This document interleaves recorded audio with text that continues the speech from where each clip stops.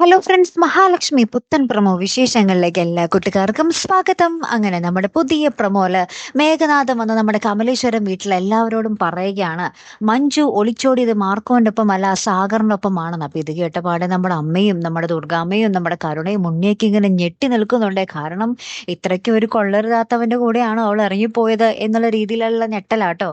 അപ്പൊ നമ്മുടെ കണ്ണൻ നമ്മുടെ നമ്മുടെ മേഘനാഥന്റെ അടുത്ത് പറയുന്നുണ്ട്, എടാ നിന്റെ കഴിവുകേട് കൊണ്ട് തന്നെയാണ് അവൾ ഇറങ്ങിപ്പോയത്. കല്യാണത്തിന് ശേഷം തന്റെ ഭർത്താവിന് വേറൊരു ഭാര്യയും ഒരു കുഞ്ഞും ഉണ്ടെന്ന് അറിഞ്ഞ പിന്നെ ഏത് പെണ്ണാണ് അവനോടൊപ്പം നിൽക്കുക എന്നും പറഞ്ഞ് നമ്മുടെ കണ്ണ ഭയങ്കരമായിട്ട് കലിപ്പായിട്ട് പറയുന്നുണ്ട്. അപ്പൊ ഇത് കേൾക്കുമ്പോൾ നമ്മുടെ ദുർഗാമ്മയും നമ്മുടെ ഉണ്ണിയും കരുണയും വീണ്ടും ഞെട്ടുവാട്ടോ. മേഘനാഥന് വേറൊരു ഭാര്യയും വേറൊരു കുഞ്ഞോ എന്നുള്ള രീതിയിലെ.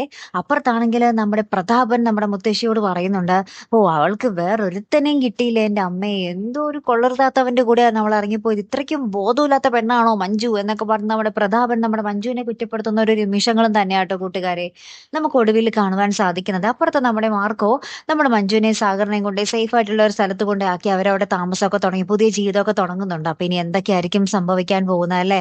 നമ്മുടെ മേഘനാഥിന്റെ മുഖം മൂടി എന്തായാലും കണ്ണൻ എല്ലാവരുടെ മുന്നിൽ വെച്ച് തന്നെ വലിച്ചു കീറി കഴിഞ്ഞു.